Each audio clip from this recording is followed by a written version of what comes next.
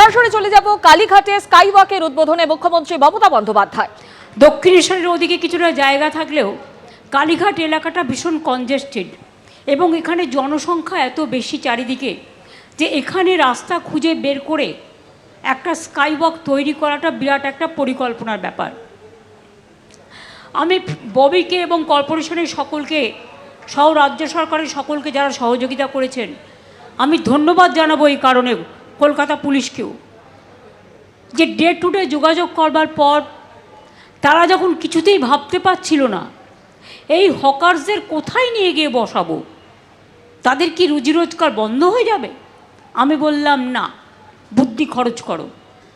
1 বছরের ব্যাপার তো করতে আমার যতদিন টাইম লাগে, হাজরা পার্কে হকার্স কর্নার করে দাও টেম্পোরারি, ওরা হাজরা পার্কে বসুক, হাজরা পার্কে স্টল করে দাও যাতে ওদের বিক্রি বাটা নষ্ট না হয়। হাজরা পার্কে আমরা তখন তাদের শিফট করেছিলাম। এবং আজকে আপনারা শুনলে খুশি হবেন, একদিকে যেমন কালীঘাটে স্কাইওয়াক উদ্বোধন হচ্ছে, দুধপুকুর থেকে শুরু করে মন্দির প্রাঙ্গণ সবটাই আজকে উদ্বোধন হবে। আমরা সরকার থেকেই 99% টাকা খরচ করে এটা করেছি। কালীঘাট মন্দিরের একটা চূড়া যেটা সোনা দিয়ে তৈরি করেছে ছোট্ট একটু, সেটা আমি নিশ্চয়ই থ্যাঙ্কস দেবো। এটা রিলায়েন্স আমাকে বলেছিল যে আমাদের একটা সুযোগ দিন একটু কাজ করবার, তো আমি সেই জন্য ওরা যখন ওটা করতে চেয়েছিল ওটা আমি বাধা দিইনি এবং ওরা সাদরেই করেছিল। আর বাদবাকি কিন্তু টোটালটাই আমরা রাজ্য সরকার থেকে করেছি। অনেকের মধ্যে এ ধারণা আছে সবটাই কিন্তু ওরা করে দিয়েছে, তা নয়। ওরা যেটা আমার কাছে করতে চেয়েছিল আমি ওদের সেটা অ্যালাউ করেছি এই কারণে যে ধর্ম তো কারো একার নয়, ধর্ম কিন্তু সবার। কোনো প্রতিষ্ঠান, বিশেষ করে ধর্মীয় প্রতিষ্ঠান, সাংস্কৃতিক প্রতিষ্ঠান লক্ষ লক্ষ কোটি কোটি মানুষকে আকৃষ্ট করে। আজকে আমি হয়তো তাদের কথা নাও বলতে পারতাম, বললাম এই কারণে যে ছোট্ট একটা কাজও কিন্তু আমাদের মনে রাখতে হবে, এটা আমাদের নিশ্চয়ই সহযোগিতার ক্ষেত্রে যথেষ্ট।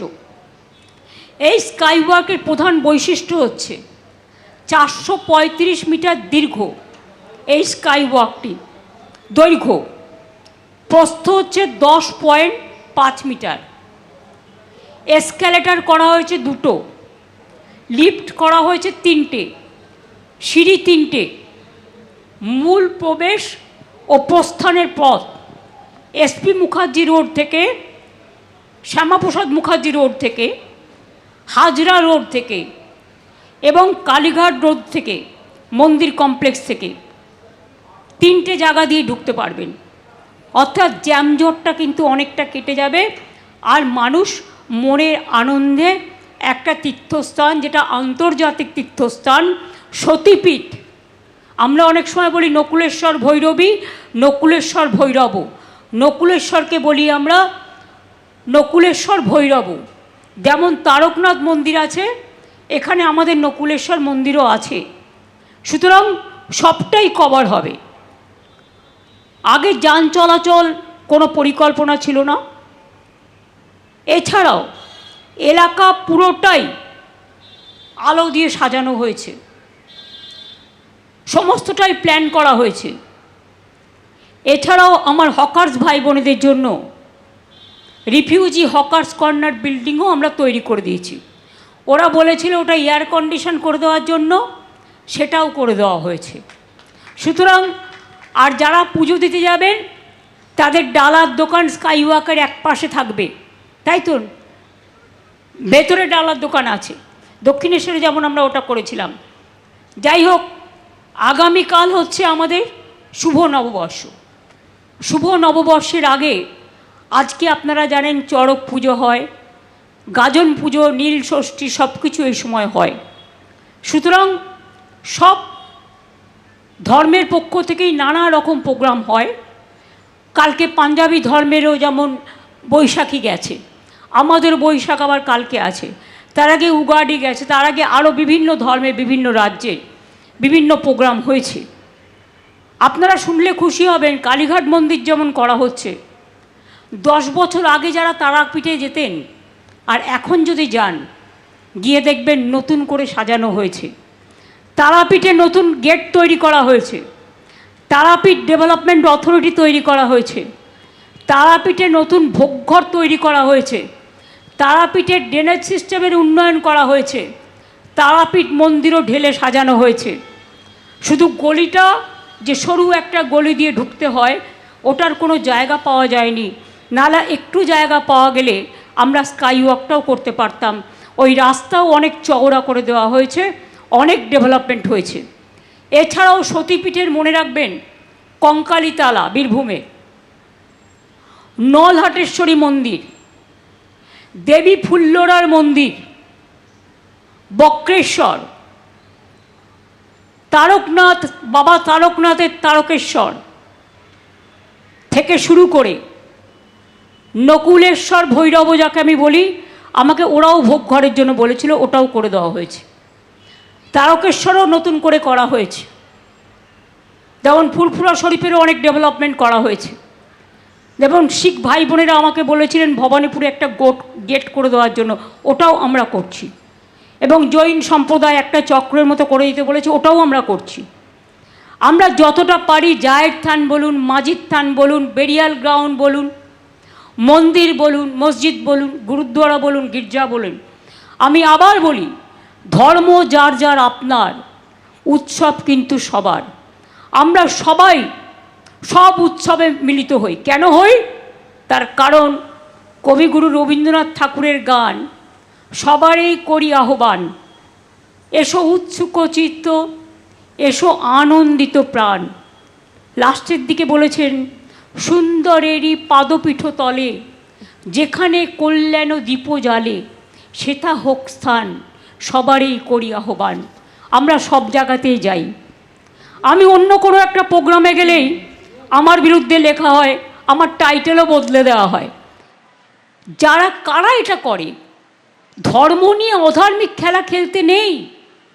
ধর্ম মানে শ্রদ্ধা, ধর্ম মানে ভালোবাসা, ধর্ম মানে মানবিকতা, ধর্ম মানে শান্তি, ধর্ম মানে স্বস্তি, ধর্ম মানে সংস্কৃতি, ধর্ম মানে সম্প্রীতি, ধর্ম মানে একতা। মানুষকে ভালোবাসার থেকে বড় ধর্ম আর কিছুই হতে পারে না। আমরা যখন জন্মাই একা জন্মাই, আবার যখন চলে যাই একা চলে যাই। তাই কিসের লড়াই, কিসের দাঙ্গা, কিসের যুদ্ধ, কিসের অশান্তি?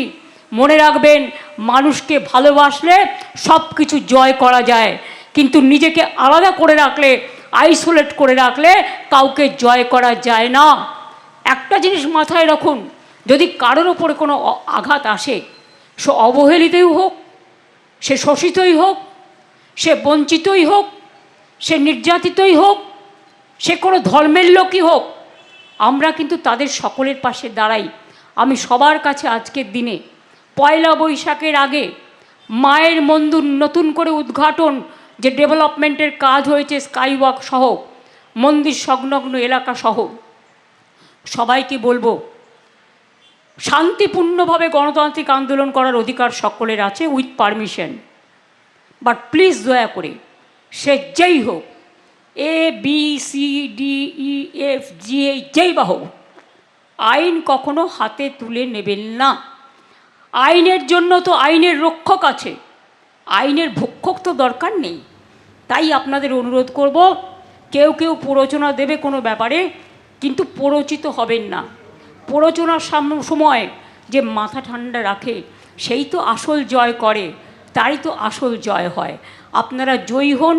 আপনাদের সকল পরিবারকে, সকল ধর্মের, সকল সংস্কৃতির, সকল খেলাধুলার, সকল শিক্ষা জগৎ, সকল মনুষ্য জগৎ, সকলকে আমার শ্রমিক, কৃষক, ছাত্র, যুব ভাই বোন থেকে শুরু করে সবাই যারা কাজ করেন, তৈরি করার পরে চলে যান, তারপরে তাদের কথা কেউ মনে রাখে না, আমি সবাইকে আমার তরফ থেকে শুভ নববর্ষ জানিয়ে অনেক অনেক শুভ নন্দন জানাচ্ছি। এবং আগামী দিন আপনারা আপনাদের পরিবার পরিজন সহ ভালো করে সবাই সুস্থ থাকুন, সুন্দর থাকুন, আর শান্তি বজায় রাখুন। বাংলার মাটি শান্তির মাটি, এ মাটি সোনার চেয়েও খাঁটি। এই মাটিতেই জন্ম নিল রবীন্দ্র নজরুল, একই বৃন্তে দুটো কুসুম, আলোকময় সে ফুল। তাই বাংলার ঘরে ঘরে বিজয় পতাকা উড়িয়ে দাও সবার ওপরে। আমরা হারব না, মাথা নত হবে না, আমরা চলব নতুন করে, বাংলা জাগবে নতুন সুরে। এই বাংলায় ভারতবর্ষকে গ্রহণ করে, সারা পৃথিবীকে গ্রহণ করে। এই পৃথিবী একটা দেশ, ভারতবর্ষও একটা দেশ। আর জন্মভূমি আমার মাতৃভূমি, আমার বাংলার মাটি, এই মাটিটাকে ভালোবাসুন। আমি এটুকু বলে আমি পশ্চিমবঙ্গ সরকার সহ ববি, অরূপ থেকে শুরু করে, ইন্দ্রনীল থেকে শুরু করে যারা এখানে উপস্থিত হয়েছেন, আমি বিশেষ করে মেহুল, উমেশ চৌধুরী একটু দেরি করে ফেলেছে, হর্ষ, সঞ্জয় থেকে সুভাদা, দেব, জিৎ থেকে শুরু করে শুধু শুনে চলে এসছে। অদিতি মুন্সি খুব ভালো গান গেয়েছে, জিতও খুব ভালো গান গেয়েছে, সুভাষিস, টুম্পাই, মদন, দেবাশিস, টুলুদা, সরলজি থেকে শুরু করে, আমার সোহম থেকে শুরু করে, আমি স্নেহাশিস থেকে শুরু করে, মালা থেকে শুরু করে সকলকে, এবং বিভু থেকে শুরু করে আমাদের সকলকে, সে কর্পোরেশনের যে কমিশনার থেকে শুরু করে, সৌম্য থেকে শুরু করে সকলে যারা প্রেস মিডিয়া সহ পুলিশের সকলে যারা উপস্থিত আছেন, সকলকে আপনাদের পরিবারবর্গকে অনেক অনেক শুভনন্দন, অভিনন্দন। ভালো থাকুন, সুস্থ থাকুন। শুভ পয়লা বৈশাখ। জয় হোক মানুষের, জয় হোক সত্যের, জয় হোক মা, মাদার, আম্মি সকলের। ভালো থাকুন, সুস্থ থাকুন। অনেক ধন্যবাদ সকলকে সকলকে সকলকে।